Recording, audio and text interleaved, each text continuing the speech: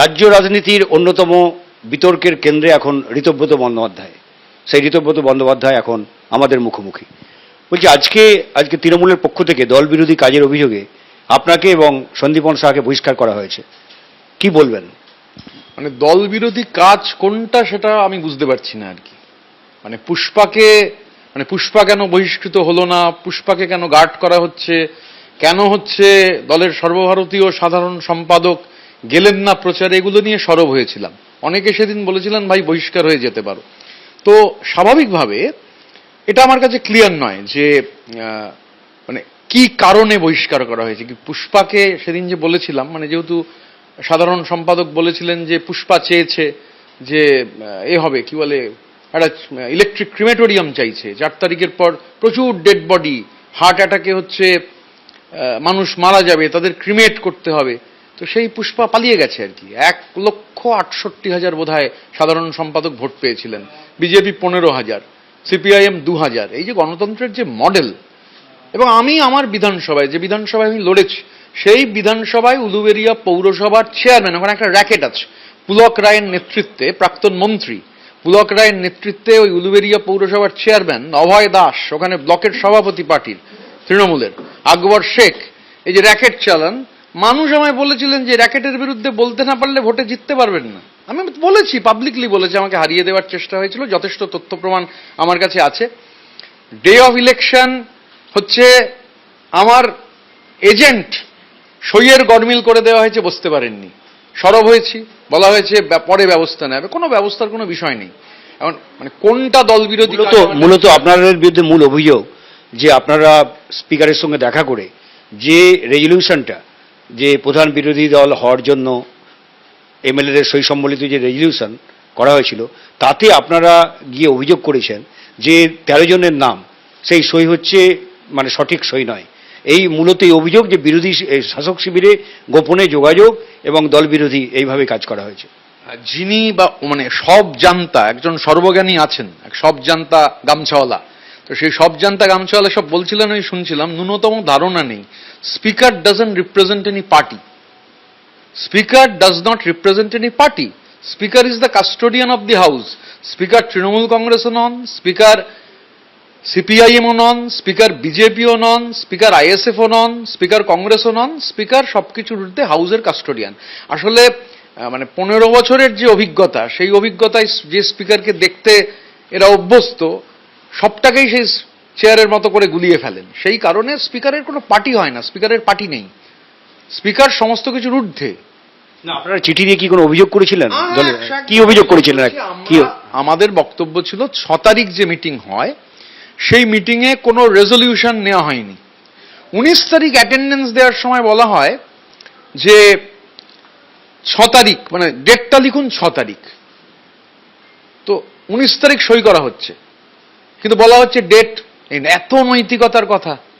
19 তারিখ সই করতে বলছে, বলছে যে 6 তারিখে সই করুন। এবারে যখন সই করছি দেখছি অনেকে নেই, তাদের নাম লেখা হয়েছে। আমার এবং সন্দীপন, আমরা দুজনে আলোচনা করেছিলাম, আমাদের মনে হয়েছিল আর এখানে বলার তো কোনো জায়গা নেই, 19 তারিখে তো বলতে গেছিলাম। বলছে টুইট দেখে নাও। তো যে টুইট দেখে নাও, তো শুধু টুইট দেখলে তো হবে না। এবং ধরুন মিটিংয়ে, আচ্ছা আমি কি করে এটা ডিনাই করবো যে আমি হেরে মানে আমাদের পার্টি জেতেনি? তৃণমূল তো জেতেনি, তৃণমূল পরাজিত হয়েছে, মানুষ তৃণমূলের বিরুদ্ধে ভোট দিচ্ছে। 6 তারিখের মিটিংয়ে বলছে সবাই উঠে দাঁড়ান, সবাইকে উঠে দাঁড়াতে হবে। কেন উঠে দাঁড়াতে হবে? দারুণ যে ফলাফল হয়েছে তার যিনি কুশীলব, কারিগর, অভিষেক বন্দ্যোপাধ্যায়কে উঠে দাঁড়িয়ে স্ট্যান্ডিং ওভেশন দিতে হবে। আছেন অনেকে, আমি কিছুটা হাফ উঠেছিলাম, পুরো উঠিনি। আবার আমার থেকেও সাহসী বিধায়ক আছেন, আমি নাম বলে তাকে বিব্রত করব না, ওঠেননি, বসেছিলেন। প্রথমে যখন উঠছে না, যখন ঠিক ঢাক ঢাক গুড়গুড় হচ্ছে না, ঢাকে ঠিক কাঠি পড়ছে না, বলছি তো উঠে দাঁড়ান। এই মানসিকতা, এই যে সর্বগ্রাসী মানসিকতা, এই আপনার কথা বলার স্পেস কোথায়? ওখানে বলে কোনো লাভ আছে? একটা পার্টি, সেই পার্টি বলছে যে আপনি 19 তারিখ অ্যাটেন্ডেন্স দিচ্ছেন, বলছেন 6 তারিখ, তখন তো বুঝিনি কেন। স্বাভাবিকভাবে স্পিকার ছাড়া, আর স্পিকারের কোনো পার্টি হয় না, সব জানতা গামছাওয়ালার জানা উচিত। প্রশ্ন করেছিলেন যে কেন 13 তারিখের 6 তারিখের আমি নাম বলে সেই বিধায়কদের বিব্রত করব না, যারা প্রথম দিনও কথা বলতে গিয়ে ধমক খেয়েছেন, বসিয়ে দেওয়া হয়েছে। দ্বিতীয় দিন আমি আর সন্দীপন উঠে বলেছিলাম, তার উত্তর তো টুইট দেখে নাও। আমরা পার্টি বলে দেওয়া হচ্ছে যে 6 তারিখে লিখতে হবে। এবার স্বাভাবিকভাবে আমরা স্পিকারকে গোটা বিষয়টা জানিয়েছি, কারণ এটা ওই যে বললাম সব থেকে গুরুত্বপূর্ণ হচ্ছে যে স্পিকার তিনি কাস্টোডিয়ান অব দি হাউস, আমরা বিধায়ক, আমরা সন্দীপন এন্টালির, আমি উলুবেড়িয়া পূর্বের। যিনি আমাকে ভোট দিয়েছেন আমি তারও বিধায়ক, যিনি আমাকে ভোট দেননি আমি তারও বিধায়ক। আর আমি সংবিধানের নামে শপথ গ্রহণ করেছি। তৃণমূলের সংবিধানের নামে তো আমি শপথ নিইনি। তৃণমূলের এমনি লিখিত সংবিধান পাওয়া কঠিন, কিন্তু তৃণমূলের সংবিধানের নামে আমি শপথ গ্রহণ করিনি। আর তৃণমূলে কথা বলবার যে স্পেস নেই, এভরিবডি নোজ। আমরা হয়তো বলেছি, অনেকে বলতে পারছেন না, অভিনন্দন জানাচ্ছেন ফোন মেসেজ করে, যে কথা বলার স্পেস কতটা তৃণমূলে আছে সবাই জানেন। ধরুন 22টা কনভয় নিয়ে একটা লোক চলতো, যেই কনভয় চলে গেছে মানে চোর পিটুনির মতো গণপিটুনি।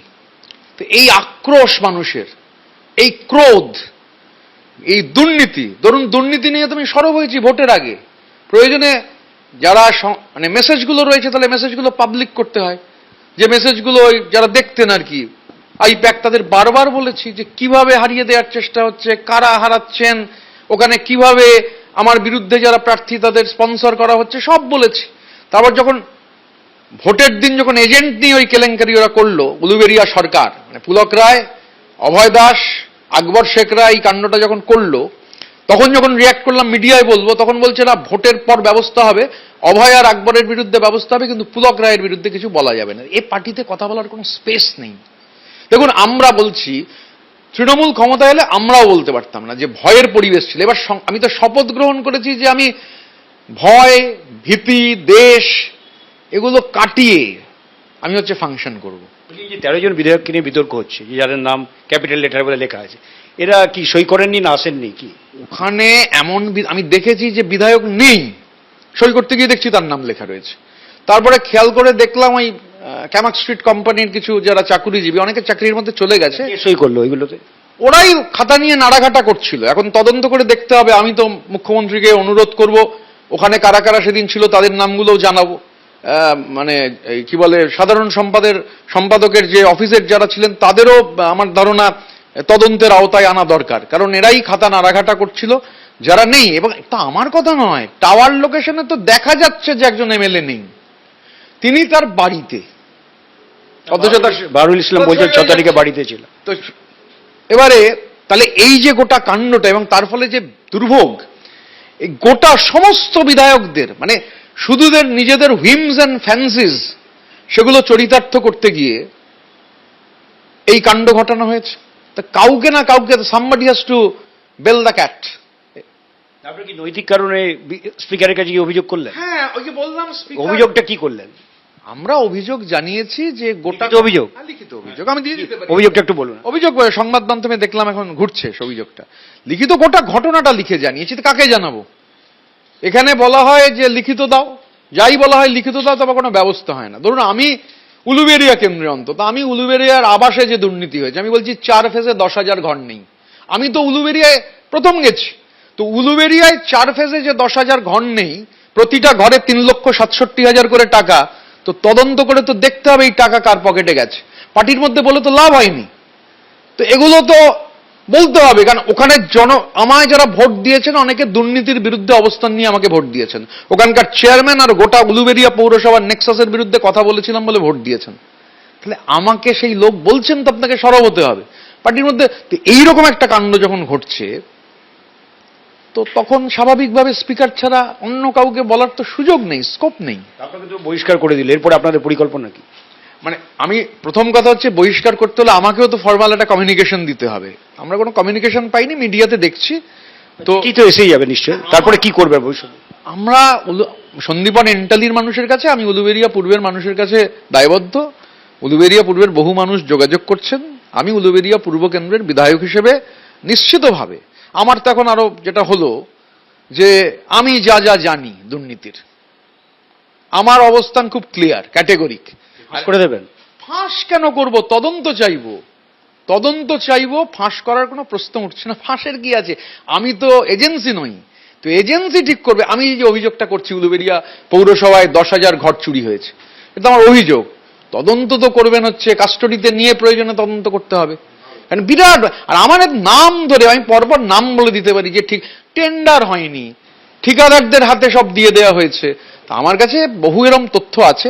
এমনি প্রথম কথা, বহু এমএলএই, নাম বলে তাদের আবার বিব্রত করবো না, অনেকেই বলেছেন যে এই সরকার বদলের ফলে একটা কৃতদাসত্ব থেকে মুক্তি পাওয়া গিয়েছে।